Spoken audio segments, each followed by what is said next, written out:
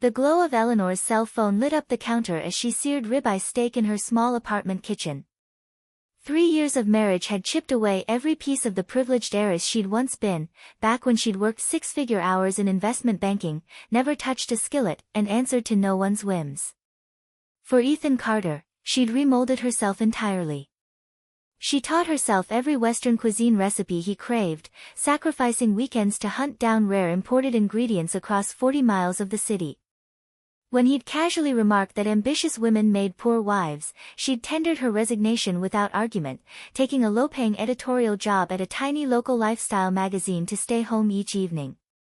She'd sanded down her sharp wit, softened her loud laugh, and even trained her voice to drop to a quiet, meek murk whenever they bickered, desperate to fit the docile wife he demanded. Today marked their 3rd wedding anniversary. Eleanor had begged her editor for a half-day leave, driving across town to source prime beef, fresh herbs, and aged red wine, before stopping at a luxury jewelry boutique to retrieve a custom cufflink set she'd ordered 90 days prior, solid sterling silver inlaid with deep sapphires, understated, crafted with months of quiet thought. Butter bubbled and crackled in the stainless steel pan, rich caramelized crusts blooming along the meat's edges.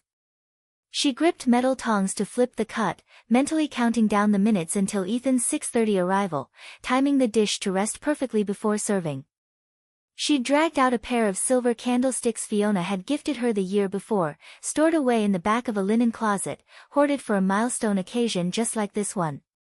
She lifted the heavy cream ceramic platter and stepped out of the kitchen, ready to call Ethan to the table, only soft, feminine giggles drifted through the living room, layered beneath his low chuckle.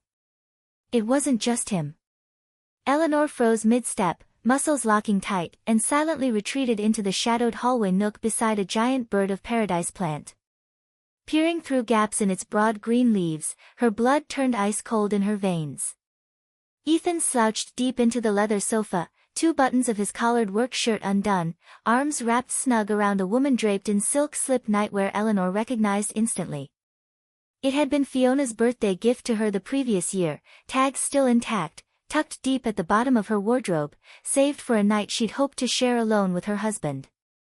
Now the delicate fabric clung to another woman's frame, neckline slipping loose to expose a wide swathe of collarbone, the hem cut so short it barely covered the tops of her thighs.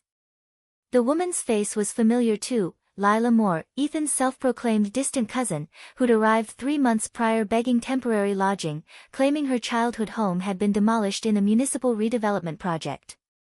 Eleanor had believed every word, networking tirelessly to land her a part-time retail position downtown.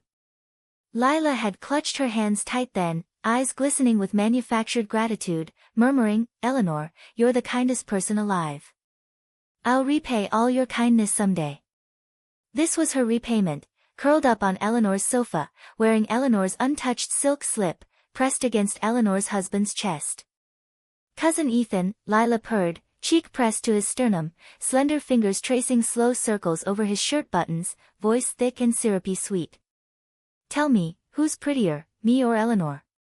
Ethan huffed a dismissive, amused laugh, tangling loose strands of Lila's hair between his fingers as if twirling a meaningless ribbon, his tone detached as he critiqued a mediocre restaurant meal.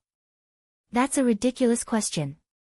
She's clumsy even pouring tea without spilling half the mug.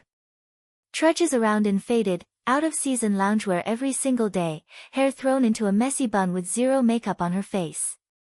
I'd be embarrassed to walk beside her at upscale dinners or client events."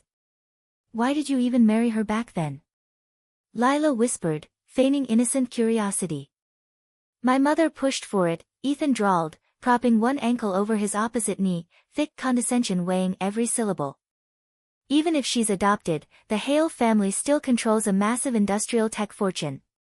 Besides, she'd just been disowned by the Hale household 3 years prior, wandering the city with nowhere to turn. I only proposed out of pity. Do you still feel sorry for her now?" Lila's voice dropped to a breathy, coy murmur, pressing her body tighter against his torso. Ethan ducked his head to whisper something private into her ear, and another round of shared, mocking laughter echoed through the quiet apartment. Eleanor stood rigid in the hallway, platter trembling faintly in her grip, ceramic edge scraping dangerously close to the drywall. She glanced down at her own reflection in a narrow wall mirror, faded cotton loungewear bought on clearance 2 years ago, messy unbrushed bun, bare cheeks stripped of cosmetics, fingernails cut brutally short from endless scrubbing dishes and wiping countertops. Over 3 years of marriage, she'd never purchased a single clothing item costing more than $40, funneling every magazine paycheck straight into household groceries and utility bills, all while Ethan mocked her as an embarrassing frump unfit to accompany him in public. A flood of half-forgotten, aching memories crashed over her in brutal succession. The month prior, Ethan had claimed an out-of-town business trip. While packing his suitcase, she discovered a tube of bold berry lipstick tucked into the hidden lining, a shade far too vibrant for her muted, neutral makeup collection. When she'd questioned him, he'd brushed it off as a favor for a female coworker, and she'd swallowed the lie without a single doubt. Last winter, she'd spiked a 102 degrees Fahrenheit fever, delirious and shivering alone in their bed.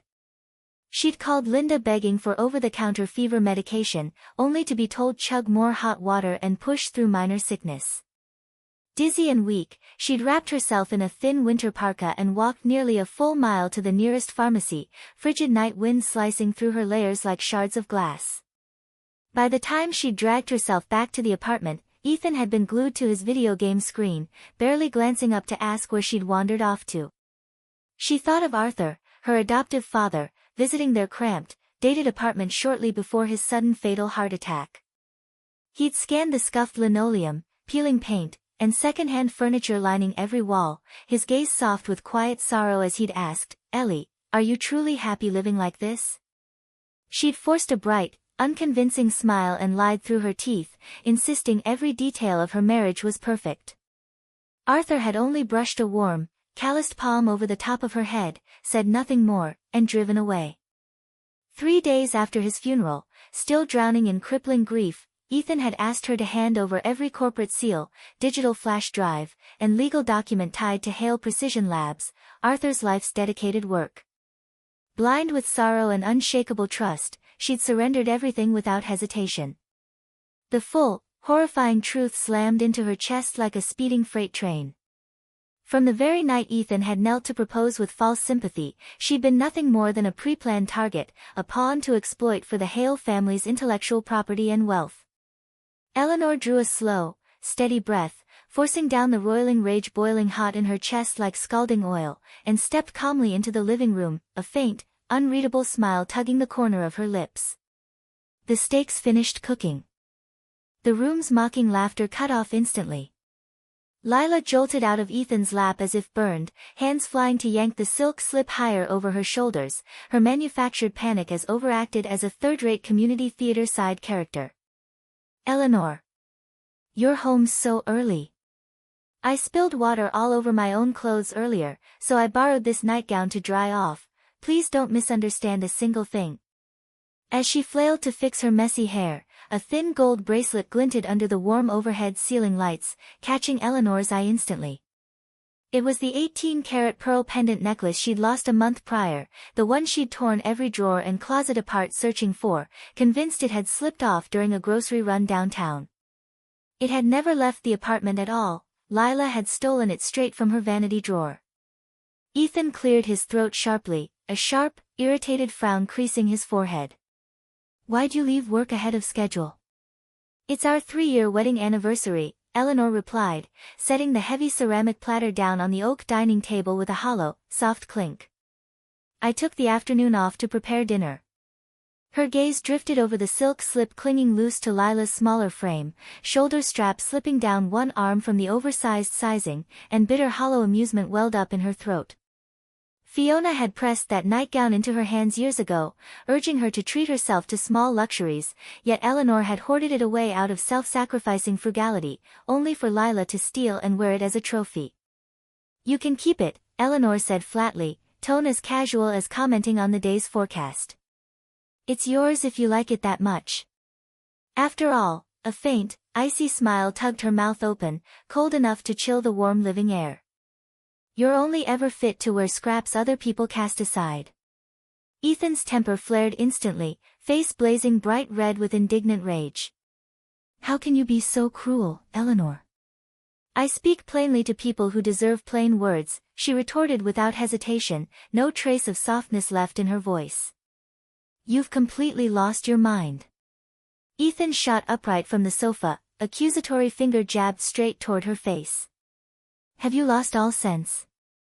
Lila scrambled to latch onto Ethan's bicep, eyes flooding with fake tears in an instant, body shrinking back behind his torso as if cowering from a violent bully. Don't get angry at her, Ethan. This is entirely my fault. I'll pack all my belongings and move out first thing tomorrow morning, I promise. Eleanor watched the hollow performance unfold with crushing exhaustion, noting Lila's red-rimmed eyes shed zero actual tears, her rhinestone-studded nude manicure digging sharp into Ethan's arm. Just a month prior, Lila had begged her for $70 to pay for that exact salon manicure, and Eleanor had handed over the cash without a second thought. Every ounce of energy she'd wasted pretending to be the forgiving, docile wife drained from her bones in that single moment. She could no longer force herself to play the role they'd scripted for her. There's no need for you to move anywhere, Eleanor told Lila, calm and unshaken. I'm the one leaving this apartment. She turned fully toward Ethan, each word deliberate and razor-sharp. I want a divorce. A beat of stunned silence hung thick over the room. Ethan froze, then barked a scoffing laugh laced with unbridled contempt and disbelief. A divorce? Get a grip on reality, Eleanor. You walked into this marriage with zero personal assets, nothing to your name. If the Carter family hadn't taken you in 3 years ago, with your shameful status as the Hale disowned adopted daughter, no man would have touched you. Without me, you'll have nowhere to go, no money, no connections. The phrase, disowned adopted daughter, stabbed through Eleanor's eardrums like a heated needle. Her eyes fluttered shut, painful memories flooding unbidden to her mind, Arthur clutching her small hand on his deathbed, whispering she would always be his legal daughter, Margaret collapsing into hysterical sobs at the funeral altar, distant family whispering cruel judgments behind her back, murmuring a street-raised stray child could never truly belong to a wealthy elite household. 3 years earlier, tabloids had exposed her adoption story, and she'd fled the sprawling Hale mansion with nowhere to turn. Ethan had appeared seemingly out of thin air, swearing her background meant nothing to him, and she'd clung to that false affection like a lifeline. Only now did she fully grasp the ugly truth. Ethan had never cared about her heart or happiness, only her lingering legal claim to the Hale industrial fortune, even after she'd moved out of the family estate. She wasted no breath arguing, pulling her smartphone from the pocket of her loungewear to dial a familiar number. Mr. Quinn, could you please come collect me from this address? Ethan let out another mocking sneer, crossing his arms tight over his chest. Trying to hire actors to play your personal driver? That's pathetic, Eleanor, don't embarrass yourself further. Eleanor slipped her phone back into her canvas tote bag and walked toward the master bedroom to retrieve her legal identification and household paperwork. Behind her, hushed, frantic whispers passed between Ethan and Lila. Do you think she's actually serious about leaving? Lila's nervous voice carried down the hallway. Let her walk out the door, Ethan scoffed dismissively. She's penniless and isolated. She'll crawl back begging for forgiveness within 48 hours tops. What if she calls your mother to tell us everything we've done? So what if she does? There's nothing she can prove. Eleanor reached the deepest shelf of her closet and pulled out a thick brown manila envelope holding her birth certificate, state ID, and household legal records. Tucked beneath the paperwork rested a faded Polaroid photograph. 5-year-old Eleanor held tight in Arthur's arms on the front steps of the Hale Hilltop estate, ancient osmanthus trees blooming dense golden flowers all around them. She folded the photo carefully and slipped it into her tote alongside her identification, glancing once at the rack of cheap clearance loungewear hanging on the closet rod without a flicker of attachment or regret. 15 minutes later, a sleek black Rolls-Royce pulled up to the curb outside the aging apartment complex. Mr. Quinn, silver streaks threading through his neatly combed hair, climbed the narrow concrete stairs accompanied by 2 formal corporate attorneys, nodding politely yet emotionally distant toward Ethan at the front door. Mr. Carter, we've arrived to escort Miss Hale home. Miss Hale. Ethan's jaw dropped open, the arrogant smirk freezing rigidly on his face as if glued in place. How much cash did you pay these strangers to pretend they work for you? Mr. Quinn ignored his outburst entirely, bowing his head slightly in formal deference to Eleanor.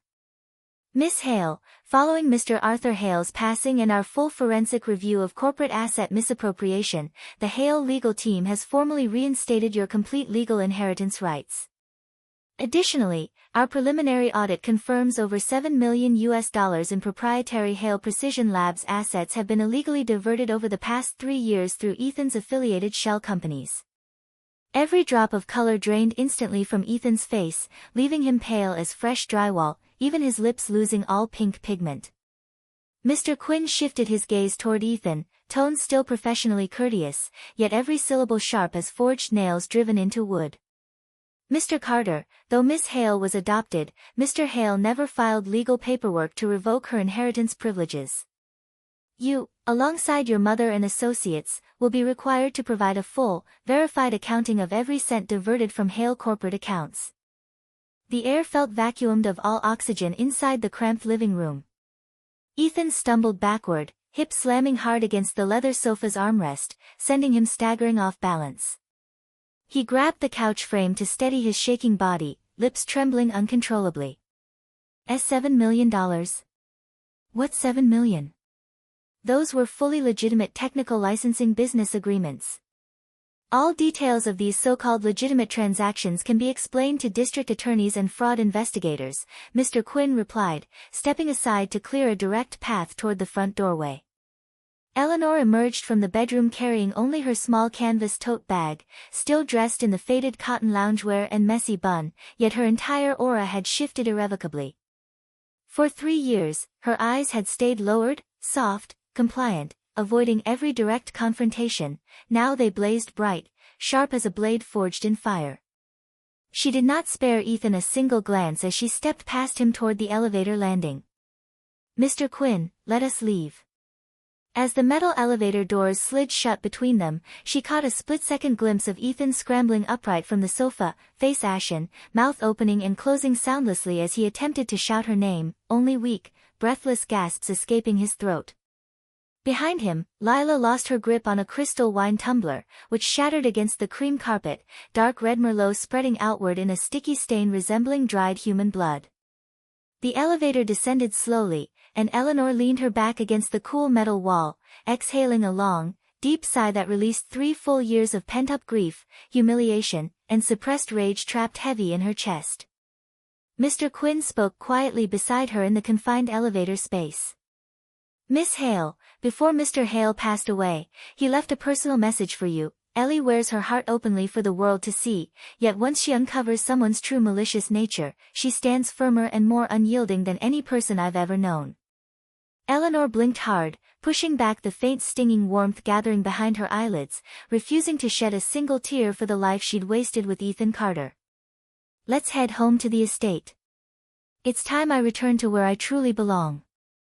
The Hale family estate sat atop a quiet, tree-covered hill on the city's outer outskirts, constructed from weathered gray brick with traditional sloped-tiled roofing. A centuries-old osmanthus tree dominated the central courtyard, its trunk so wide 2 full adults standing side by side could barely wrap their arms fully around it. Vivid childhood memories flooded Eleanor's mind unbidden as the vehicle wound up the private gravel driveway. Every autumn, Arthur would lift her small frame high to shake heavy flower branches, golden blossoms showering down all around their feet. She'd kneel on the soft grass to catch the fragrant petals in the folds of her floral childhood dress, then toss handfuls of the blooms over Arthur's silver-haired head, and he'd laugh without dodging a single petal, his gray-tailored suit dusted with tiny yellow flowers. A dedicated shrine wing housed ancestral memorial plaques lined along the walls beneath perpetually burning sandalwood incense. Arthur's framed portrait hung centered on the main shrine wall, captured in a simple gray-tailored suit, eyes crinkled in a warm, gentle smile as if waiting to greet her with the quiet phrase, "Welcome home." Eleanor knelt on a woven straw prayer mat and lit a thin sandalwood incense stick. Thin gray smoke curled upward toward the high vaulted ceiling, and her throat tightened with suppressed sorrow as she stared long at her adoptive father's familiar, kind face. Margaret stood beside her, eyes glistening with unshed tears, her voice thick with restrained, boiling fury. "I'm relieved you've finally come back to us. If you hadn't rushed headfirst into that disastrous marriage with Ethan Carter, your father might still walk among us today. He grieved day and night watching you waste your youth on that manipulative, greedy boy. Do you have any idea how many decades of his proprietary engineering research Ethan has stolen and resold to rival companies? Mr. Quinn stepped forward, delivering the full forensic audit findings in a low, measured tone. Our deep corporate investigation confirms that from the day you married Ethan Carter, he created an interconnected network of shell corporations registered under the legal identities of his mother Linda, Lila Moore, and several distant maternal family members. Through falsified procurement contracts and fabricated technical licensing paperwork, he transferred every core engineering blueprint, exclusive client contact list, and proprietary manufacturing process belonging to Hale Precision Labs directly to Bennett Precision, our largest industrial competitor across the country. He paused briefly, glancing toward Eleanor's solemn face before continuing his report. Over 3 full years, the total illegally diverted funds tally to nearly $7 million. At minimum 800,000 of that stolen money flowed through Lila's personal checking accounts, funding luxury designer merchandise, overseas vacation property down payments, and high-risk investment portfolios. One single charge on her account totaled $22,000 for a limited edition leather handbag, processed on mid-autumn holiday last year, the exact day you spent 12 straight hours slaving over a multi-course family dinner while Lila lounged on your sofa scrolling luxury retail websites without lifting a single finger to assist you. A cold chill swept over Eleanor's fingertips as she absorbed the full scale of the betrayal. Hale Precision Labs had been Arthur's magnum opus, specializing in ultra-precise industrial component manufacturing. Only 4 facilities nationwide could match their unmatched production tolerances. Every single engineering blueprint bore Arthur's handwritten marginal corrections, accumulated over 40 years of tireless innovation and research. He couldn't even bother fabricating halfway convincing fake licensing contracts to cover his tracks, Eleanor murmured hollowly, quiet disbelief heavy in her tone. He assumed I would never dig into corporate finances or question his authority, Mr. Quinn replied, handing over a tablet computer loaded with complete audit spreadsheets and corporate ownership charts. Additional business registration searches reveal Linda Carter owns a separate private investment firm maintaining consistent, large monetary transfers directly to Bennett Precision's leadership team. The CEO of Bennett Precision is Clara Bennett, Ethan's former college girlfriend. Eleanor's memory flicked back to old conversations with Ethan years prior. When she'd questioned his lingering connection to Clara, he'd brushed her off as a former classmate who'd pursued him romantically years earlier, a lie she'd blindly accepted without suspicion. She'd later uncovered Clara was Linda's younger sister's daughter, Ethan's blood cousin, yet she'd pushed the uncomfortable truth aside to preserve their fragile, hollow marriage. Now every thread of the sprawling pre-planned conspiracy wove seamlessly together before her eyes. Margaret let out a sharp, bitter huff of contempt. They plotted every single detail months before you walked down the wedding aisle, Ellie. What do you intend to do to hold all of them accountable? Eleanor powered off the tablet and stood upright, brushing stray dust off the knees of her loungewear. She crossed the shrine room to Arthur's framed portrait, her palm brushing the cool glass covering his soft, reassuring face. A quiet, solemn promise passed her lips, spoken directly to her late father's memory. Dad, rest easy. Every dollar and every piece of stolen intellectual property they've taken will be returned, complete with full financial penalties and criminal consequences attached. She turned to face Mr. Quinn, tone steady, decisive, outlining 3 clear, actionable orders. First, commission a top-tier independent financial investigation firm to map every corporate entity Ethan controls, complete with full bank transaction trails and verified beneficial ownership records. Second, retain specialized intellectual property litigators to formalize our ownership claims over all stolen engineering blueprints and file formal criminal charges for felony trade secret theft. Third, notify the entire Hale corporate legal division to assemble a full trial team. I am not only pursuing a civil dissolution of our marriage, I intend to press criminal charges that will secure prison sentences for every single conspirator involved in this scheme. Margaret studied Eleanor's transformed demeanor closely, as if meeting a complete stranger for the first time in 3 years. You've changed entirely, Ellie. Eleanor offered a faint, bittersweet smile carrying equal measures of lingering sorrow and hard-won relief. I was foolish and naive before, Mother. I once believed compromise and endless self-sacrifice would earn me basic human respect. I've learned the brutal truth now. Every single time you take one voluntary step backward to accommodate greedy people, they will march 10 paces forward to take more from you. When you shrink yourself small to avoid conflict, they will grind you straight into the dirt without a single shred of remorse. That night, Eleanor could not fall asleep in her childhood bedroom at the Hale estate. The vintage ceiling lamp cast soft, dim golden light over the room, its lampshade dusted with thin layers of time accumulated over 2 decades. A solid wooden bookshelf lined one wall, filled with paperback novels she devoured as a teenage girl, their spines worn soft from years of repeated reading. Her mind replayed every painful memory of her 3-year marriage on an unrelenting loop, like a marathon documentary she could not pause, mute, or shut off entirely. She recalled the very first month after her wedding, when Linda had marched unannounced into their tiny apartment to lay down rigid, controlling household rules. Eleanor had stumbled home exhausted from a full day of magazine editing work to find Linda perched arrogantly on the living room sofa, popping sunflower seeds and scattering discarded husks carelessly across the hardwood floor, a deliberate power play designed to force Eleanor to clean up her mess without complaint. Linda had pointed a sharp, accusatory finger directly at her chest, tone harsh and unyielding. Now that you're married into the Carter family, your entire monthly paycheck must be handed over to me for safekeeping. We run a practical, budget-focused household here, not a frivolous boutique for spoiled heiresses. You lack the common sense to manage money properly, so I will hold on to every cent for your future home down payment. Eleanor had tried to reason gently with her mother-in-law. Mother Carter, my salary is modest, but it fully covers our weekly grocery and utility costs, daily expenses. Linda had slammed her seed bag against the coffee table hard, scowling in open disapproval.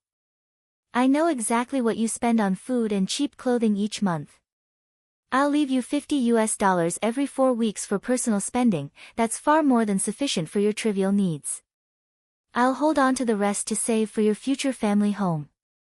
Eleanor had turned to Ethan for support and understanding, only to find him glued to his cell phone screen, not lifting his eyes for a single second as he dismissed all her concerns. My mother's only looking out for our long-term financial security, Ellie. Just hand over the bank card without argument. She'd surrendered her paycheck debit card without further pushback, and from that day forward, $50 monthly was all Linda allocated for every household necessity, groceries, cleaning supplies, toiletries, all daily costs squeezed into that tiny fixed budget. When Eleanor begged for minor extra cash to cover rising grocery prices, Linda would pull a sour, bitter face and accuse her of secretly sending money back to the Hale family estate, sneering that Margaret held unlimited wealth and required no financial assistance from her. Eleanor had never bothered defending Margaret against those cruel slanderous accusations. She knew every reference Linda made to her birth family was wrapped in mocking contempt and judgment. Instead, she'd pinched every penny possible to stretch the tiny allowance thin, cutting her weekly grocery budget from $20 down to $12, rushing to the grocery store 30 minutes before closing each evening to purchase deeply discounted wilted leafy vegetables and bruised fruit. Local market vendors, observing Eleanor's neat, clean appearance despite her budget shopping habits, would occasionally slip her extra fresh greens free of charge out of quiet, unspoken sympathy. She'd never shared these daily financial struggles with Ethan, knowing every complaint would fall on deaf, unconcerned ears. Once, overwhelmed by rising food costs and mounting stress, she'd broken down and admitted she could no longer stretch the $50 monthly allowance to cover basic necessities. Ethan had glanced at her with cold, dismissive judgment, reminding her of her privileged upbringing at the Hale estate and chiding her to learn stricter budgeting habits to match the Carter family's humble lifestyle. Eleanor had clamped her mouth shut tight and swallowed the loneliness welling in her throat, no longer bothering to voice any of her daily suffering to her uninterested husband. Another vivid, painful memory surfaced unbidden, their first holiday season following the wedding, when Margaret had sent a large care package filled with premium luxury goods to the Carter apartment complex. Inside the crates sat dried wild abalone, imported fish maw, rare wild bird's nest, 2 bottles of aged vintage red wine, and a soft cashmere scarf, luxury gifts understated yet deeply thoughtful, sent with quiet maternal care. Linda had been home to receive the delivery when the courier arrived, and the moment she'd unboxed the premium seafood products, her eyes lit up with undisguised, ravenous greed. When Eleanor stepped out from the kitchen to greet her mother-in-law, Linda's entire demeanor shifted instantly into a warm, performative mask of affection. Her eyes welled with fake manufactured tears, and she grabbed Eleanor's hands tightly, voice dripping with staged heartfelt emotion. "Ellie, your mother still thinks constantly of you even after all these years apart. My heart swells with joy for you. Even though she's not your birth mother, she loves you as her own flesh and blood." The delivery worker standing beside them smiled and praised Linda for her loving, forgiving attitude toward her daughter-in-law, and Linda nodded along, feigning genuine heartfelt emotion for the stranger's benefit. The second the front door clicked shut behind the departing courier, Linda tossed the heavy gift crate carelessly into a dark, forgotten kitchen corner, her warm fake smile vanishing entirely, replaced by cold, unmasked disdain. "Tell your mother to stop sending these flashy luxury gift packages over. The neighborhood neighbors will gossip and assume the Carter family relies entirely on your wealthy adopted family for handouts and charity." Eleanor watched silently as Linda pried open the sealed bird's nest container and carried it directly to her private bedroom closet, stashing the expensive delicacy away for her own exclusive personal consumption.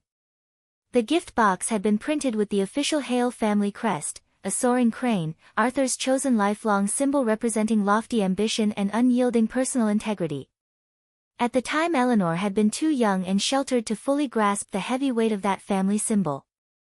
Now she understood the harsh reality: holding lofty personal ideals was simple, yet remaining untainted by greed and manipulation once stepping into a toxic, exploitative household was nearly impossible. The moment she'd walked down the aisle to marry Ethan, she'd fallen far from the honorable standards Arthur had spent decades raising her to uphold.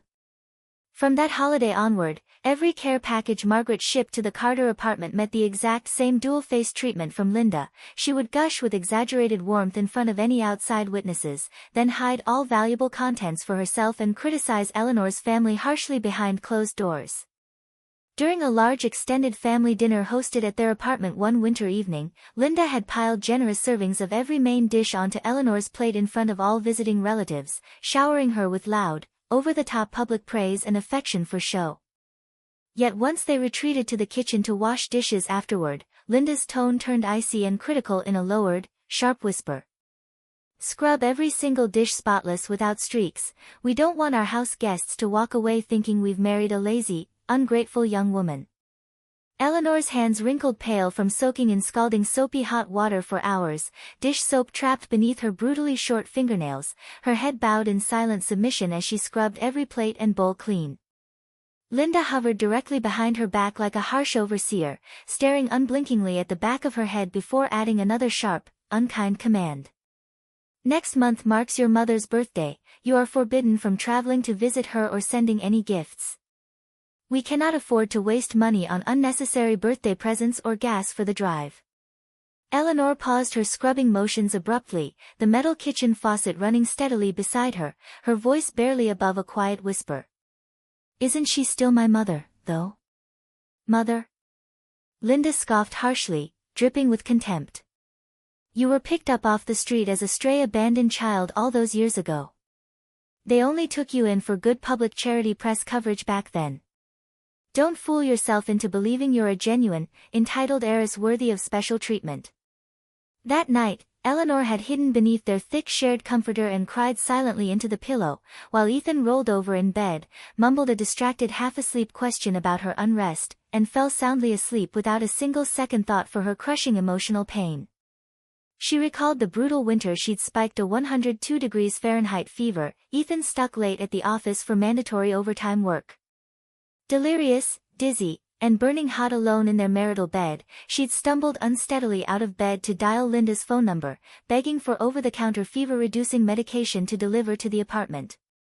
Linda's voice had initially sounded gentle and concerned, then shifted sharp with irritation the second she learned Eleanor was bedridden and unwell. "A simple fever is nothing to fuss over, Ellie. Just drink more warm water and push through minor discomfort on your own. I raised Ethan through far worse childhood illnesses without a single complaint back in my day. You've been spoiled rotten by the Hale family's endless wealth and comfort, far too weak to endure trivial minor sickness. Linda had hung up the phone without another word of support or care, leaving Eleanor clutching a dead dial tone in her trembling, fever-racked hand. She'd wrapped herself in a thin, threadbare winter coat and walked nearly a full mile to the nearest 24-hour pharmacy, frigid night wind cutting through her thin layers like shards of broken glass. Tears streamed steadily down her cheeks as she trudged forward, a messy mix of physical cold and overwhelming heartbreak blurring her vision. The pharmacy clerk had noticed her ashen, feverish complexion and poured her a cup of steaming hot water, letting her rest on a hard plastic waiting chair until the fever medication kicked in before she dragged herself slowly back to the empty apartment. By the time she'd stumbled through the front door, Ethan had still not returned home from work. She collapsed onto the sweat-soaked shared bed sheets, burying her face deep into the pillow as silent, unending tears soaked the cotton fabric through and through. Her final memory of Arthur haunted her mind most vividly of all, the quiet afternoon before his sudden fatal heart attack, when he'd driven to the cramped Carter apartment complex alone, refusing to climb the narrow interior stairs after Ethan had claimed their small living room lacked adequate seating for elderly guests. Eleanor had rushed down the concrete curb to greet him, and Arthur had scanned the worn, aging apartment building surrounding the parking lot, rusted utility pipes running vertically down every exterior wall, broken down junk cars abandoned haphazardly in every parking space. His gentle gaze settled long on her tired, drained face, soft with quiet unspoken worry as he'd asked once more, "Ellie, are you truly living a happy, fulfilling life here?" She'd forced a bright, unconvincing smile and lied directly to spare him unnecessary pain and grief. "Everything's perfect, Dad." Arthur had stared at her for a long, heavy moment, then lifted his warm, calloused palm, rough from decades of drafting engineering blueprints, to brush gently over the top of her messy unbrushed hair. "As long as you're content with your life choices, that's all that truly matters to me." He'd climbed back into Mr. Quinn's waiting luxury sedan, waving one hand out the passenger car window as the vehicle pulled slowly away down the residential street, just as he'd done every single morning dropping her off at elementary school decades prior. That was the absolute last time she'd ever seen him alive. A single month following that quiet visit, Arthur suffered an unexpected, sudden fatal heart attack with zero advance warning symptoms. She'd rushed to the city hospital emergency room far too late to say a final goodbye, finding Margaret collapsed in the cold hospital hallway, clinging tightly to Eleanor's arms as she sobbed uncontrollably that Arthur had repeated Eleanor's name every single hour of his final days on this earth, constantly praying she'd found genuine happiness with Ethan Carter. Eleanor had knelt on the hard stone floor of the funeral altar for 3 full consecutive days of mourning, while Ethan only attended the visitation for a single afternoon, excusing himself early to return to urgent corporate work obligations at Hale Precision Labs. Arthur's last will and testament contained an explicit, unnegotiable legal clause guaranteeing Eleanor's full unrevoked inheritance rights, formally affirming she would always be recognized as his legal, beloved daughter regardless of her adoptive status. Now lying alone in her childhood bedroom at the Hale estate, Eleanor pressed her face deep into the soft cotton pillow and let silent tears fall unchecked onto the fabric surface, resolving firmly within her heart that this would be the absolute last time she shed a single tear for the hollow, painful 3-year marriage to Ethan Carter. 3 days after returning to the Hale estate, Eleanor met Ethan at the county courthouse to finalize their official civil divorce paperwork. Ethan had completely reinvented his public demeanor for the meeting, dressed in a crisp, freshly pressed white button-down dress shirt, his hair neatly combed and styled, a bottle of expensive designer cologne Eleanor had gifted him for Valentine's Day spritzed heavily across his neck and jawline. He wore the exact soft, remorseful smile he'd worn the day he knelt to propose marriage 3 years prior, reaching one hand out to gently grasp her wrist in a desperate last plea for reconciliation. "Ellie, the night you found Lila and me together I was completely out of line, acting on a single impulsive foolish mistake. We've shared 3 full years of marriage and countless precious memories together, we cannot throw all of that away over one stupid lapse in judgment. I promise I will never speak to Lila again, I'll devote every single ounce of my time and attention solely to you from this day forward, just give me one chance to make amends." Eleanor slid a thick, bound stack of official divorce separation paperwork out of her canvas tote bag, pushing it flat across the courthouse counter without acknowledging or accepting his outstretched hand. I have drafted a full marital separation agreement. I am signing over every single joint asset to you entirely, no contested property or financial claims of any kind. Ethan's smooth, remorseful expression froze solid on his face in an instant, his suspended outstretched hand hanging awkwardly mid-air like a broken mechanical toy short-circuiting mid-function. He'd prepared dozens of manipulative bargaining lines, emotional blackmail tactics, and reminders of her past disowned status to leverage against her, yet Eleanor's immediate offer to surrender every shared possession stripped every ounce of pre-planned leverage completely away from him. You are genuinely willing to walk away with zero assets? The downtown apartment, both registered vehicles, all shared joint savings accounts we accumulated over 3 years? I want none of it, Eleanor replied flatly, devoid of any hesitation or regret. A barely suppressed triumphant grin tugged at the corner of Ethan's mouth, and he grabbed a ballpoint pen to sign every page of the paperwork at breakneck rushing speed, terrified Eleanor might retract her generous offer before the documents were fully filed with county administration. Lila emerged from a beat-up black sedan parked nearby, fresh rhinestone-studded nude manicure glinting in the daylight, clutching a glittering jeweled phone case, teetering forward on sky-high stiletto heels to wrap both arms tight around Ethan's bicep. A smug, self-satisfied smile stretched wide across her face as she addressed Eleanor in a patronizing, pitying tone. Ellie, don't worry about us moving forward together. Ethan and I will build a beautiful, stable life side by side. If you ever hit hard financial times down the line, you can always reach out to me for assistance if you need it. Eleanor did not spare Lila a single passing glance, directing her next short statement solely toward Ethan. All signatures completed? If so, we have no further reason to speak. She turned and walked directly toward Mr. Quinn's waiting Rolls-Royce without a single backward glance. Ethan called loudly after her retreating figure, voice sharp with arrogant unshakable certainty. You will deeply regret this reckless choice someday, Eleanor. Eleanor did not pause or respond to his empty threat. Mr. Quinn pulled open the rear passenger car door for her, and she slid into the plush leather back seat, watching Ethan and Lila embrace tightly through the rearview mirror, laughing wildly as if they'd just won a $7 million lottery jackpot. In reality, they truly believed they had. The downtown residential condo deeded jointly under Eleanor's legal name was valued at nearly $1.4 million, and Eleanor's voluntary signature waiving all ownership rights had gifted the entire property to Ethan free of charge. Ethan wrapped one arm snug around Lila's waist and pressed a light kiss to her forehead, his tone bright with unbridled victory. Let's head out to celebrate our new life together. The black sedan carrying Lila and Ethan peeled rapidly away from the courthouse curb, vanishing around a distant street corner within seconds. Eleanor leaned back against the car's plush leather upholstery, watching their retreating vehicle fade entirely from sight in the rearview mirror. Shall we initiate all formal legal proceedings against them now, Miss Hale? Mr. Quinn asked quietly from the driver's seat. Wait another 14 days, Eleanor replied, closing her eyes to rest against the soft leather headrest. Let them savor their fleeting temporary victory first. Human beings grow careless and expose their hidden criminal schemes when blinded by overconfidence and premature celebration. Over the following 2 weeks, Eleanor systematically set every piece of her retaliatory legal plan into full motion, completing 5 critical preparatory steps to build an unbreakable criminal and civil case against Ethan, Linda, and Lila. First, she reactivated her dormant state bar attorney license. A top-tier national law school graduate with a master's degree in high-stakes corporate litigation, she'd passed the grueling state bar exam on her very first attempt years prior, only to step fully back from her legal career at Ethan's persistent insistence that women ought to prioritize domestic household life over demanding professional work.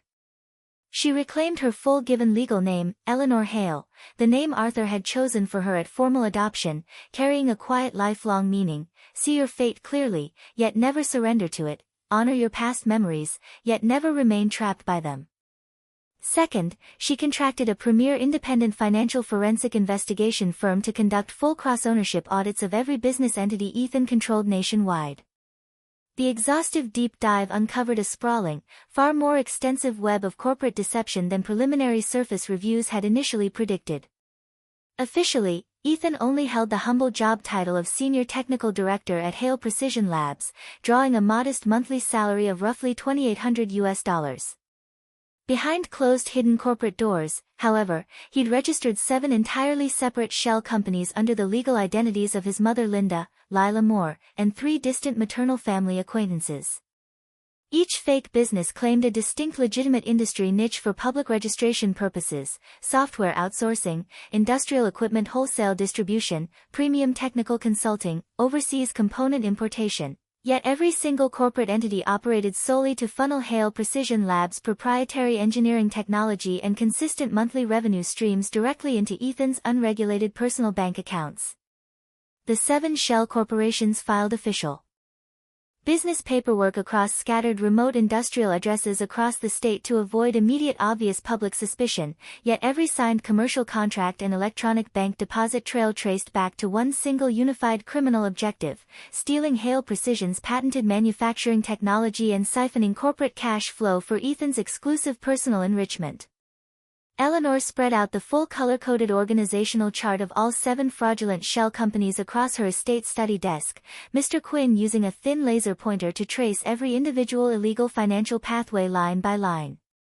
Shell Corporation A is registered in a remote rural industrial district on the city outskirts, officially advertising software development services to outside clients, yet 100% of all signed service contracts belong exclusively to Hale Precision Labs.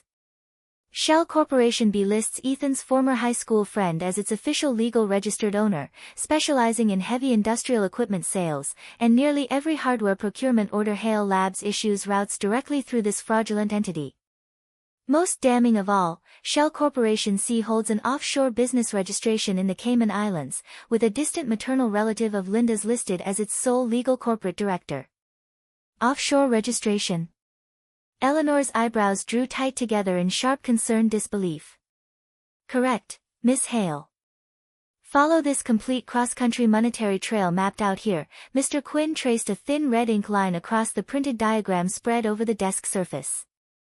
Hale Precision Labs transfers large lump sums of corporate funds via falsified technical licensing contracts to Shell A, which routes those same payments through fake equipment procurement purchase orders to Shell B, before the full final cash amount lands in Bennett Precision's corporate business accounts, our primary direct industrial competitor nationwide.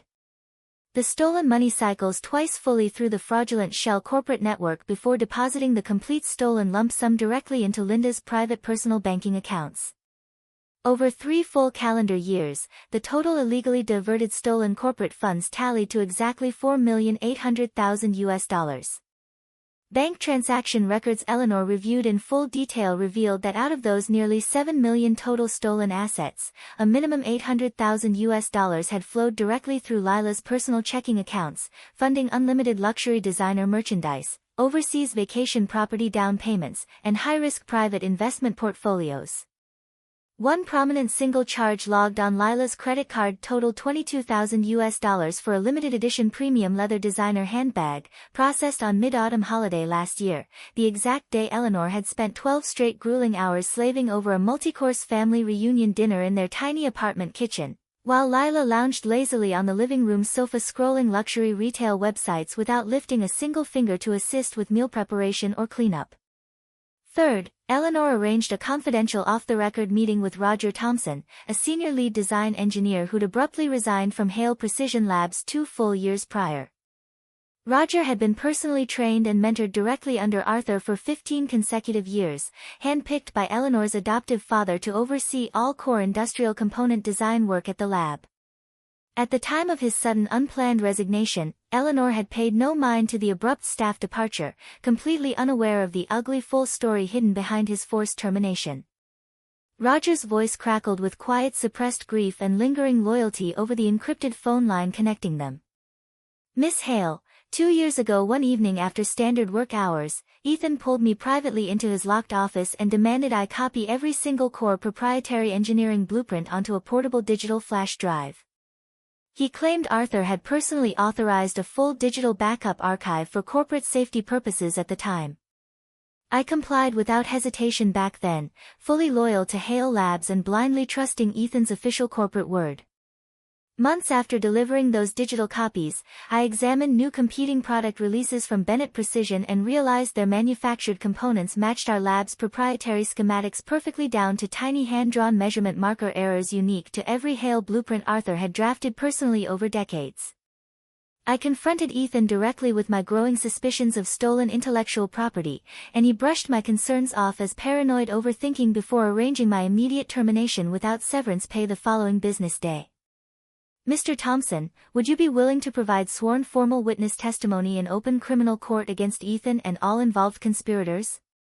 A long heavy silence stretched across the encrypted phone line before Roger spoke again, thick unspoken emotion heavy in his graveled engineer's tone. Your father gave me every single professional opportunity I've ever earned in my entire life, Miss Hale. I graduated trade school with zero formal industry experience or professional connections, and Arthur personally sat beside me day after day to teach me basic engineering drafting fundamentals, promoting me straight from factory assembly line labor to senior lead design engineer within 5 years. I was unable to attend his funeral service after Ethan forced my sudden termination, and I've carried that crushing guilt ever since. If my sworn court testimony can help hold Ethan fully accountable for stealing Arthur's life's dedicated research work, I will stand on that witness stand without a single moment of hesitation or fear.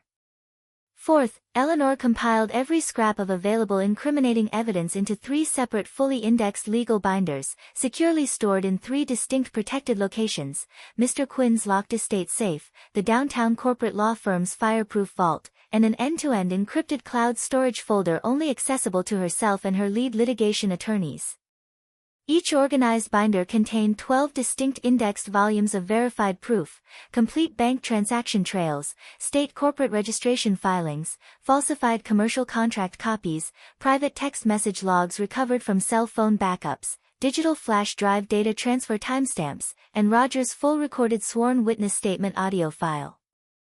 As she sorted and labeled every piece of evidence neatly, Arthur's lifelong core piece of legal advice echoed clearly in her mind: verified, documented evidence acts as both a protective shield for the innocent and a sharp-forged blade to strike down liars and deceivers. Fifth, the final critical preparatory step, Eleanor arranged a private quiet lunch meeting with Detective Mark Zane, a lead investigator specializing in white-collar financial fraud cases within the County District Attorney's Office, an old lifelong family friend of Arthur's dating back decades. Detective Zane had personally held young Eleanor in his arms during childhood family gatherings, and while she'd affectionately called him Uncle Mark as a small girl, she now addressed him formally by his professional law enforcement title out of mutual respectful distance.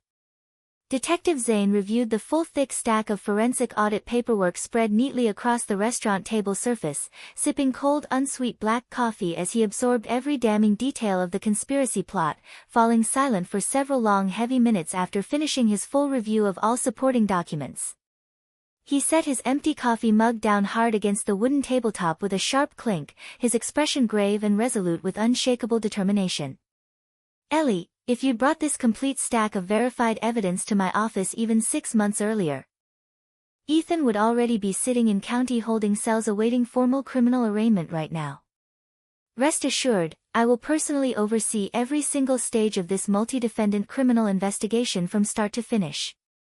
No personal connections or corporate political influence will slow or derail this case's prosecution process in any capacity." Eleanor held one unshakable, powerful hidden ace in her full legal strategy: her lifelong college roommate and closest personal friend, Fiona Wells, a senior award-winning investigative journalist employed at a nationally distributed financial business publication specializing in exposing large-scale corporate fraud and embezzlement schemes. Widely respected across the entire industrial industry for her unflinching, meticulously researched exposés. The 2 young women had been inseparable throughout all 4 years of undergraduate university study, frequenting the same small campus cafe every weekend for late-night study sessions and casual conversation alike. Following graduation, Fiona had steadily climbed the journalism ranks to reach her senior investigative position, while Eleanor had slowly retreated step by step into the suffocating constraints of her manipulative marriage to Ethan. Fiona had repeatedly warned Eleanor of Ethan's obvious greedy manipulative tendencies over all 3 years of their marriage, yet Eleanor had always brushed her friend's well-intentioned warnings aside with blind, optimistic faith in Ethan's hollow false declarations of love and loyalty. Eleanor invited Fiona to their old university cafe to lay out every piece of collected evidence spread flat across the wooden tabletop like assembled puzzle pieces revealing the complete criminal conspiracy plot, including photographs of Ethan and Lila together, full shell company organizational ownership charts, and complete cross-state fraudulent money flow diagrams. Fiona studied the full collection of supporting evidence for a full uninterrupted hour, refilling her iced black coffee twice as she absorbed every damning detail of the multi-million-dollar theft scheme. "I've maintained a 6-month-long ongoing investigation into Bennett Precision's sudden unexplained technical advancement across the industrial market," Fiona explained, tapping a highlighted section of the competitor's corporate background research report spread before her. Their proprietary manufacturing technical capabilities skyrocketed out of nowhere 3 full years ago, landing multiple lucrative military component supply contracts no other domestic firm could fulfill, and every insider within the industry strongly suspected they'd secretly stolen patented design technology from an unknown rival manufacturer.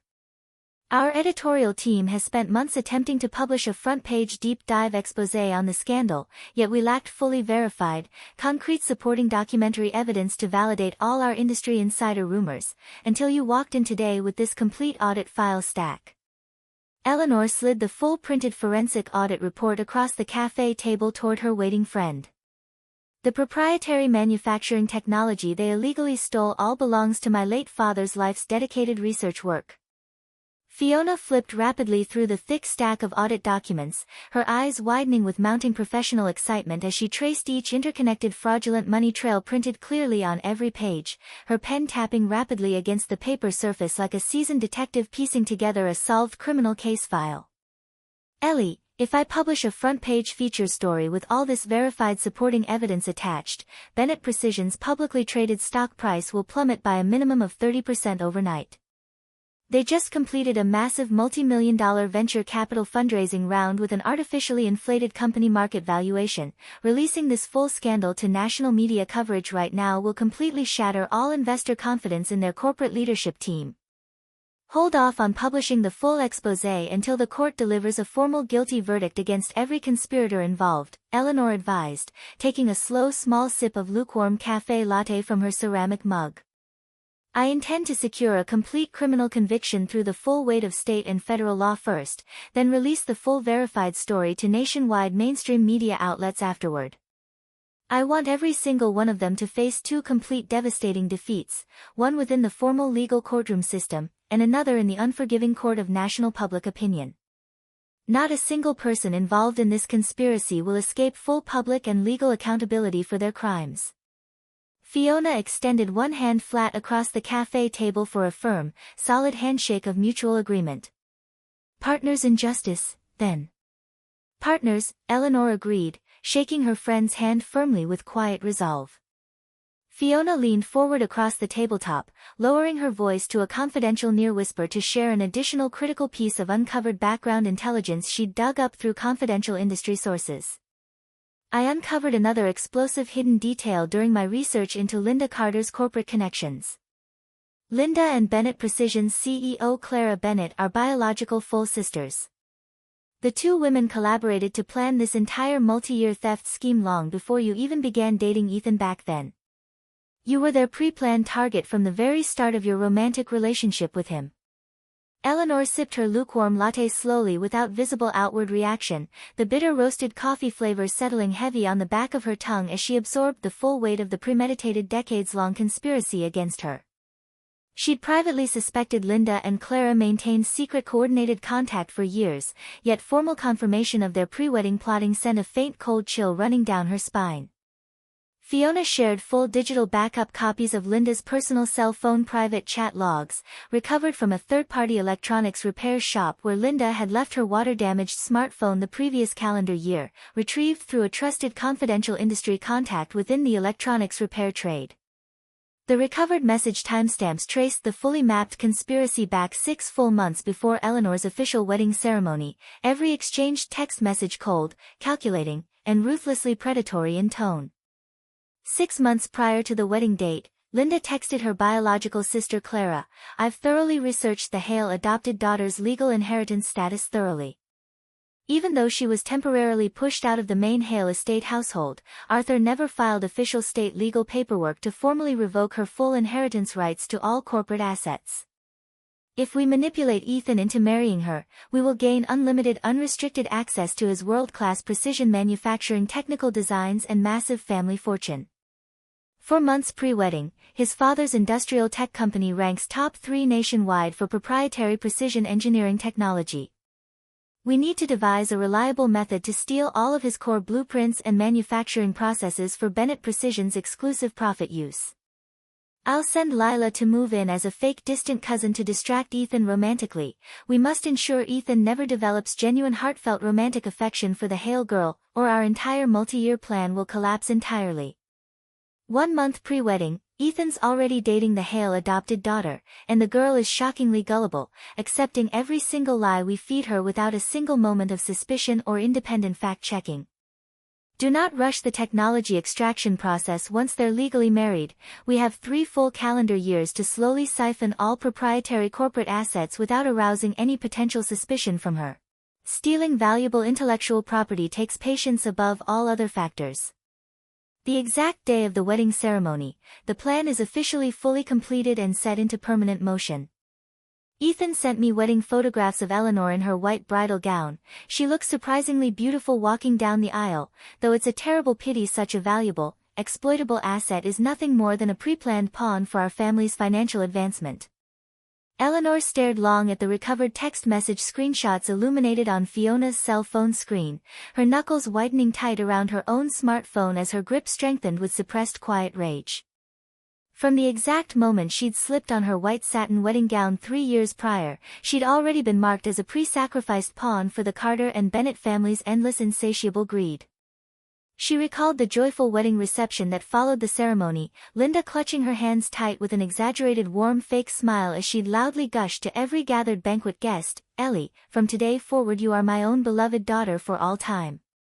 The entire crowded banquet hall had erupted in loud enthusiastic applause, Ethan wrapping one protective arm snug around her waist from behind her back, and she'd genuinely believed she'd finally found a second loving family to replace the one she'd temporarily lost 3 years prior following the tabloid adoption scandal. A beloved daughter.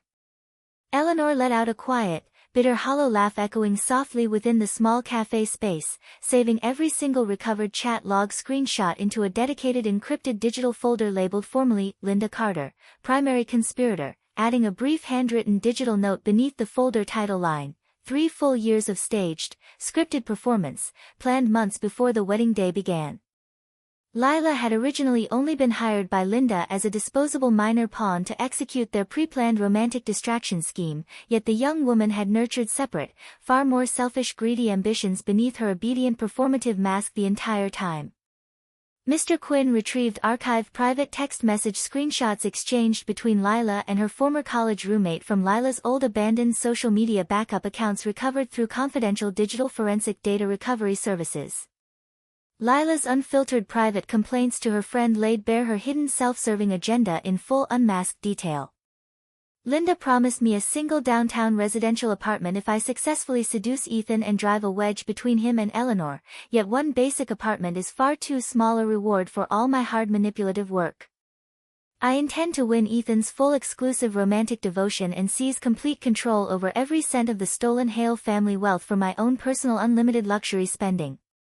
Eleanor's such a foolish, brainless woman drowning herself in endless household chores day after day while hoarding dozens of high-value luxury jewelry and designer clothing pieces hidden deep in her closet she never bothers to wear. I've been sneaking into her wardrobe to steal those expensive items to wear out for social events for months now, and she's never once noticed anything missing from her storage spaces. It's absolutely hilarious how oblivious she remains to every theft I commit right under her nose. Once I fully replace Eleanor as Ethan's legal wife, a single downtown condo will mean nothing to me at all. I intend to claim complete ownership of all stolen Hale Precision technical profits and live a life of unlimited 5-star luxury travel and designer shopping for the rest of my days. Just wait and watch me climb to the top of this family's stolen fortune ladder. Eleanor slowly flipped through every unfiltered screenshot of Lila's self-serving private messages, glancing upward to meet Mr. Quinn's waiting gaze beside her estate study desk. Can these recovered private text records be formally admitted as verified supporting evidence during the upcoming criminal court trial? Absolutely, Miss Hale, Mr. Quinn confirmed with quiet certainty.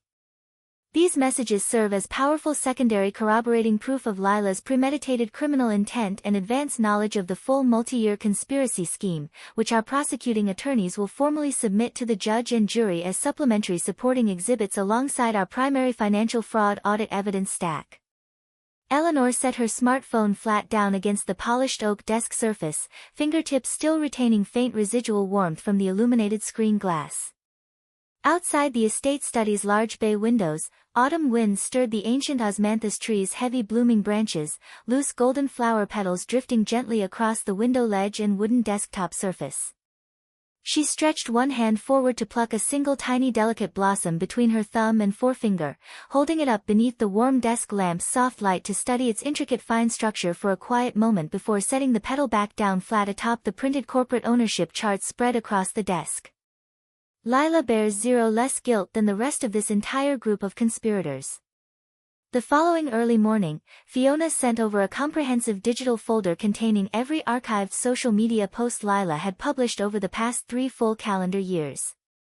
Ellie, I fully excavated every public social profile Lila has maintained across all major platforms for the past 3 years, count them, 47 separate public posts showcasing stolen luxury goods she falsely claimed she'd purchased independently with her own personal hard-earned income. Eleanor scrolled slowly, carefully through every high-resolution screenshot image collection Fiona had compiled, instantly recognizing every stolen personal item featured prominently in each staged photograph. The 18-carat pearl pendant necklace she'd lost months prior, diamond stud earrings missing from her bedroom vanity drawer, high-end designer lipstick shades she'd never worn once. Lila had photographed every stolen piece of Eleanor's personal luxury property against fancy 5-star restaurant tabletops, luxury sports car dashboards, and upscale hotel balcony railings, captioning each staged photograph with hollow, performative phrases about independent female financial empowerment and self-reward, intentionally hiding the ugly truth that every single featured luxury item had been directly stolen from Eleanor's private wardrobe and vanity storage spaces without permission. I've securely archived every single one of these screenshots in encrypted cloud storage for formal courtroom presentation when the trial commences, Fiona added in her follow-up text message sent immediately after the photo folder transfer completed. Eleanor replied to Fiona's text with one single concise word of acknowledgement: acknowledged. On the final weekend prior to formally filing all civil divorce and criminal fraud court complaints, Eleanor traveled downtown to a high-end luxury shopping mall to purchase new wardrobe pieces appropriate for upcoming formal legal meetings and court appearances. She shed the frumpy, self-sacrificing housewife persona Ethan had forced her to maintain for 3 full years entirely, dressing in elegant polished clothing that belonged to the true Hale heiress identity she'd buried deep for far too long. A tailored black wool trench coat, slim leather stiletto heels, a minimalist understated designer leather handbag, her long natural hair loose with soft subtle waves framing her face, paired with gentle natural makeup highlighting her facial features. Without overdone heavy cosmetic layers. Every trace of the meek, obedient woman Ethan had publicly mocked vanished completely. She carried herself with the upright unbowed poise and steady unwavering gaze of the privileged, educated elite she'd always been beneath her forced humble disguise, no longer perpetually lowering her eyes in submissive avoidance of direct eye contact with strangers or Ethan alike. She browsed a high-end silk accessory boutique running soft background jazz music, running her fingertips gently over neatly folded premium silk scarves stacked along polished marble display counters, when a familiar shrill voice drawled from directly behind her back. Well, look who's wandering the luxury boutique floor all alone, if it isn't Eleanor. Lila linked her arm tight through Ethan's bicep as they walked forward to confront her, fresh rhinestone manicure glinting beneath the mall's bright overhead retail lighting, clutching a glittering jeweled smartphone case, teetering toward Eleanor on sky-high stiletto heels. Lila wore an overly tight short bodycon mini dress with garish heavy theatrical stage makeup caked thick across her face, clearly fresh from browsing the mall's top-floor luxury designer retail wing. Ellie, you're out shopping for expensive designer clothing all by yourself today. Lila slowly dragged her judgmental gaze from Eleanor's tailored wool trench coat all the way down to her leather stiletto heels, then back up to her minimalist designer handbag, a mocking smirk tugging sharp at the corner of her lip as she covered her mouth with one palm to feign polite laughter. Is this brand new designer ensemble you're wearing genuine luxury retail stock, or cheap rental costume pieces you borrowed just to pretend you can afford high-end designer fashion for the day? Ethan let out a loud mocking scoff echoing through the boutique's quiet retail space, wrapping one arm tighter around Lila's narrow waist and shaking 4 oversized luxury brand shopping bags prominently directly in front of Eleanor's line of sight to flaunt his newly purchased stolen wealth merchandise. Still attempting to fake wealth to impress random mall strangers, Eleanor? I suppose it's understandable given your limited post-divorce income stream. Borrowing expensive designer outfits to live out a trivial luxury fantasy is harmless enough entertainment for you. Several nearby mall shoppers paused their browsing activities to observe the tense public confrontation unfolding in the boutique, discreetly pulling out smartphone cameras to record the entire exchange for social media sharing later. Eleanor remained completely unruffled and calm amid the growing small crowd of onlookers, slowly picking up a cream-colored silk scarf from the polished marble display rack and holding it up to the floor-length wall mirror to test how its soft fabric shade complemented her skin tone, her speaking voice steady and clear enough to be heard by every onlooker within a 15-foot radius surrounding their small group. Would you care to compare the full retail price tag of this silk scarf against every single item contained inside those shopping bags you're waving around so proudly? Lila's face flushed bright crimson hot with sudden embarrassment and unbridled anger. What exactly are you trying to imply with that comment? Eleanor turned fully to face the younger woman, handing the cream silk scarf over to the boutique's uniformed retail associate for gift wrapping before shifting her calm, unemotional gaze to the counterfeit diamond necklace wrapped tight around Lila's throat, tone flat and factual as reciting a routine daily weather forecast report. For starters, that diamond pendant necklace you're so proud to wear is a cheap counterfeit replica piece, not authentic brand jewelry purchased from an official flagship boutique. That's absolute nonsense. Lila's speaking volume shot upward sharply, drawing even more curious passerby glances from the surrounding mall walkways. I purchased this necklace directly from the brand's official downtown flagship boutique for over $7,000 last month. Purchased from an official flagship boutique. Eleanor stepped forward one slow measured pace, slightly bending her torso to examine the necklace's metal clasp closely before straightening upright once more, her explanation unhurried, precise, and backed by intimate luxury brand knowledge she'd retained since teenage years spent shopping alongside Margaret at elite retail establishments. The official brand's spring collection metal logo engraving uses smooth rounded cursive lettering on every authentic clasp, yet your replica necklace bears rigid block sans serif font stamped onto the metal surface. Additionally, every genuine brand pendant clasp features a tiny laser-etched unique serial number stamped onto the interior metal surface. Your counterfeit replica's clasp is completely smooth blank metal with zero engraved identification markings whatsoever. Which unlicensed discount counterfeit import shop sold you this fake jewelry piece? Lila's crimson-flushed complexion drained instantly to pale sick gray, shock and humiliation flooding her facial features simultaneously. Ethan fumbled hurriedly inside the crumpled luxury shopping bag to retrieve the printed sales receipt Lila had handed him earlier that afternoon, only to examine the paper slip closely and realize the store letterhead belonged to an unknown obscure discount import trading company, its printed rubber stamp blurry and illegible, with no matching official brand serial number listed anywhere on the receipt's printed text. Quiet suppressed snickers rippled through the small crowd of gathered onlookers surrounding the boutique display counter, several shoppers raising their smartphone cameras higher to capture Lila's devastating public humiliation for social media sharing later on local lifestyle forums. As for all those luxury brand shopping bags Ethan's waving around for show, Eleanor swept a dismissive casual glance over the stack of crumpled paper totes clutched tight in Lila's shaking hands, tone flat and unimpressed. The printed grain texture pattern on those luxury brand paper tote bags is misaligned counterfeit factory stock. Genuine official brand packaging features consistent horizontal printed grain lines across every bag surface, while your replica totes display cross-diagonal printed patterns all over the paper material.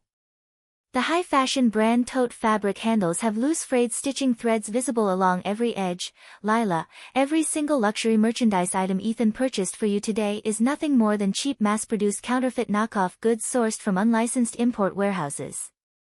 Lila's shaking fingers lost their grip on the heavy stack of shopping bags entirely, sending all 4 paper sacks crashing hard against the polished tile boutique floor surface. The bag seams split open on impact, spilling counterfeit merchandise contents across the clean tile walkway, plastic-lined imitation leather handbags, thin plastic high heels with misspelled brand labels printed onto the inner lining, cheap silk scarves featuring faded off-center brand logos blotted onto the fabric surface. Curious mall shoppers leaned forward to peer at the spilled counterfeit goods spread across the floor, open laughter echoing through the boutique's quiet retail space. "You're intentionally lying to hurt me out of pure bitter jealousy," Lila shrieked at the top of her lungs, voice shrill and unhinged with public humiliation. "You're nothing more than a discarded, disowned adopted stray with no real family connections anywhere in this entire country. What right do you have to judge what I own and what I can afford? Jealous of you spending my ex-husband's stolen corporate funds on cheap counterfeit replica luxury merchandise? Hardly worth my time or emotional energy," Eleanor replied flatly without a single flicker of visible anger or resentment crossing her facial features. Lila continued screaming unhinged accusations and insults at the top of her lungs, while the boutique's uniformed security officer stepped forward to intervene and escort her out of the retail space for disturbing business operations. Lila attempted to break free from the security guard's gentle hold, her stiletto heel snapping clean off mid-struggle, sending her stumbling sideways hard into a metal clothing display rack lined with hanging silk scarves. Ethan reached out one hand to steady her falling frame, only to be physically blocked by the security guard's outstretched arm, while another loose shopping bag slipped from his loose grasp and crashed onto the tile floor beside Lila's discarded broken shoe heel. Eleanor did not spare the chaotic public meltdown unfolding behind her a single backward glance, picking up the neatly wrapped silk scarf gift box the retail associate handed to her and stepping calmly toward the bank of glass mall elevators lined along the boutique's rear wall. Behind her retreating figure, Lila's hysterical shrill screaming carried clearly down the mall's wide-tiled corridor, shouting, "Do you have any idea who I am?" repeatedly, while Ethan hissed sharp angry quiet reprimands telling her to stop shouting and draw less public attention to their humiliating scene. The glass elevator doors slid smoothly shut between Eleanor and the chaotic confrontation as the elevator car began its slow downward descent to the mall's ground floor main entrance level.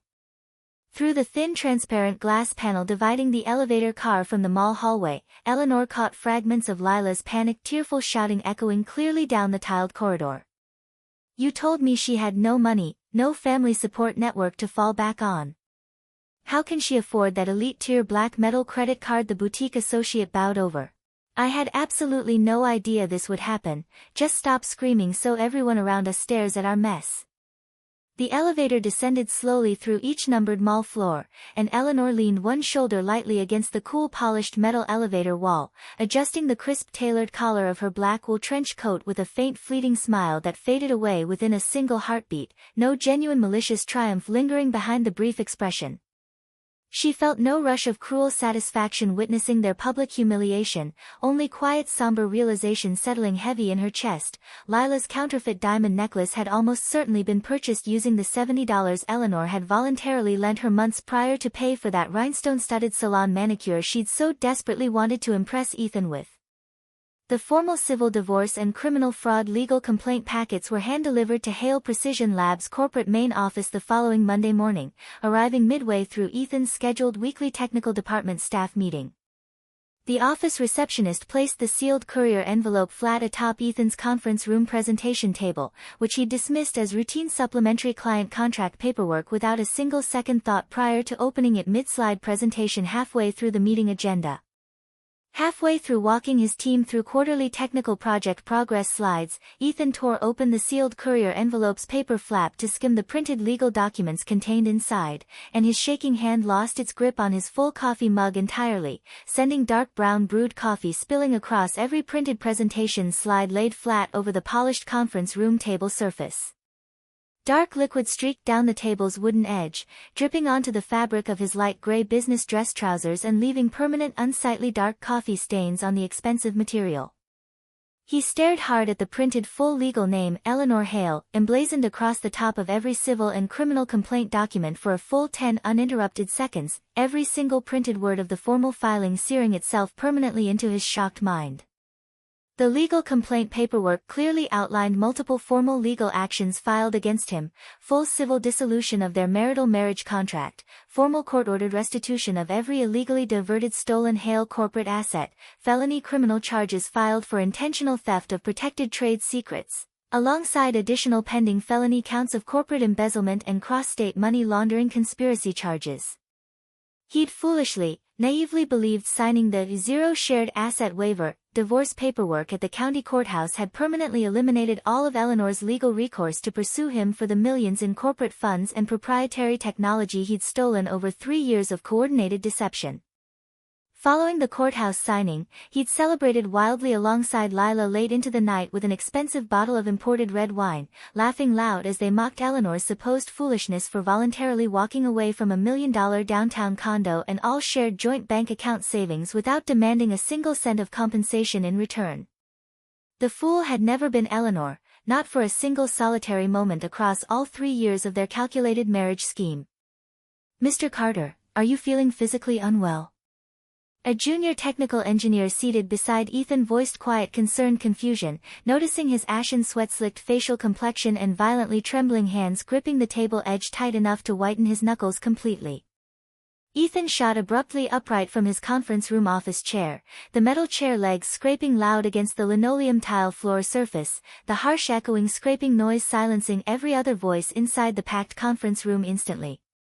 He did not utter a single word of explanation to his confused team members, grabbing his personal cell phone off the tabletop and sprinting out of the conference room mid-unfinished quarterly presentation, leaving the coffee-stained presentation slides and dozens of confused staring co-workers behind him in shocked silence.